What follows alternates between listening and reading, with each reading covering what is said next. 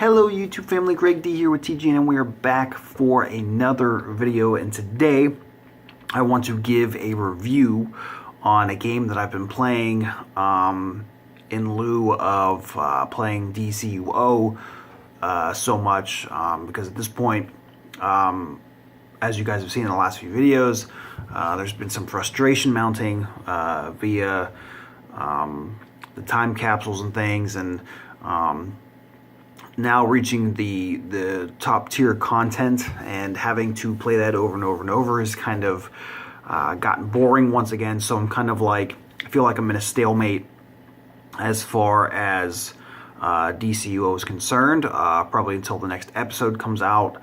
Now granted, there are things that I can do, but it just gets boring doing the same things over and over every day as far as playing the game itself. So like I said, taking a little break.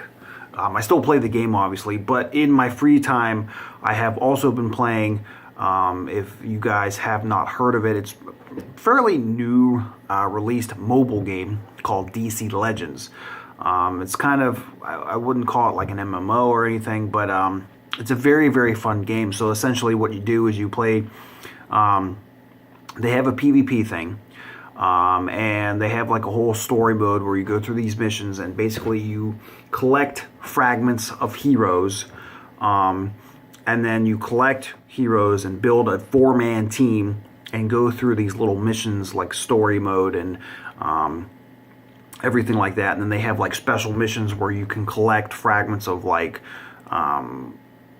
certain characters for that particular week or whatever. And then they also have PvP rewards, so that if you get a certain amount of PvP points over the course of a week, they will set it up so that you get hero fragments of whatever hero, villain, character they decide to do, and you get currency that you can use to buy more hero fragments. And essentially, you know, much like it's very similar to Marvel Contest of Champions, and I also play that. That game is also a lot of fun to play.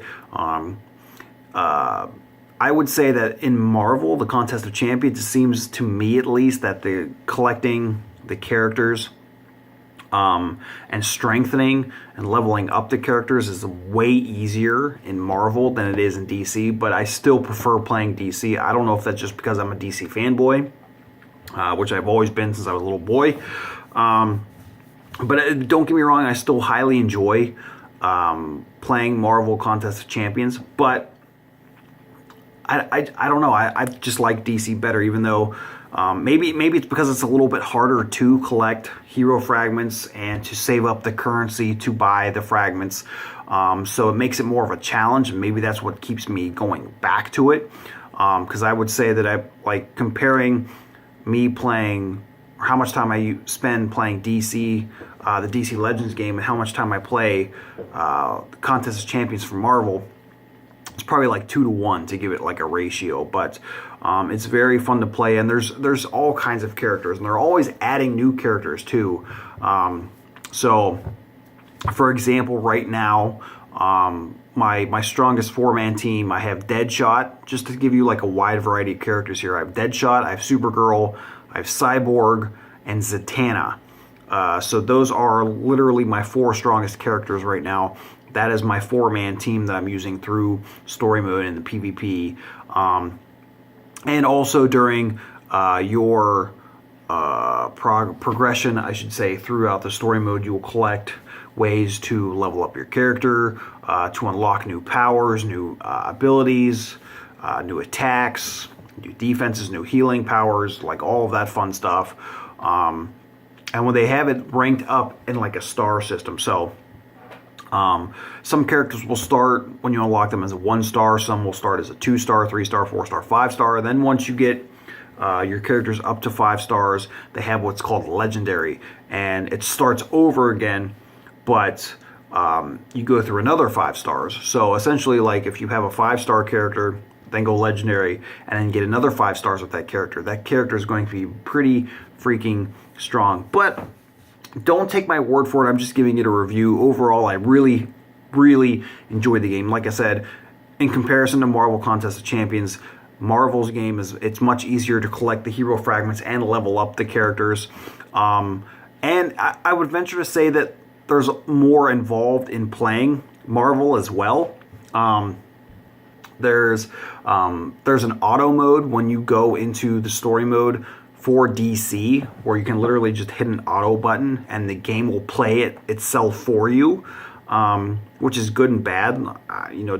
Depending on how you look at it. Sometimes it works in a pinch, and other times, if you do that, it's kind of like simulating any game. You end up putting yourself in a situation where you're probably going to lose no matter what. So, and as far as like Marvel is concerned, you constantly have to you hit this side of the screen to attack. You got to hit this side of the screen to block.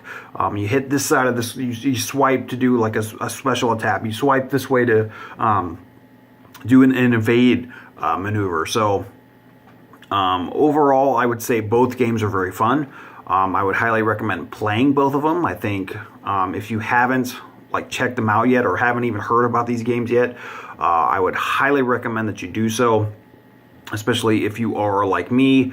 Like I said before, if you're taking a break from DCUO, getting kind of bored with the grind and waiting for the new episode to come out and the new updates and whatnot. This can be something that'll take up your time. So with that being said, that's it. So all in all, I would give both of these games a good rating. Personally, like I said, I think I just like DC a little bit better because I'm a DC fanboy, but I think for just overall usability, overall playability, I think Marvel might be a teeny bit better. But, I enjoy playing both. So, like I said, if you haven't tried them out yet, please do so. I don't think you'll regret it whatsoever. So, with that being said, guys, thank you so much for watching. Don't forget to like, share, comment, and subscribe.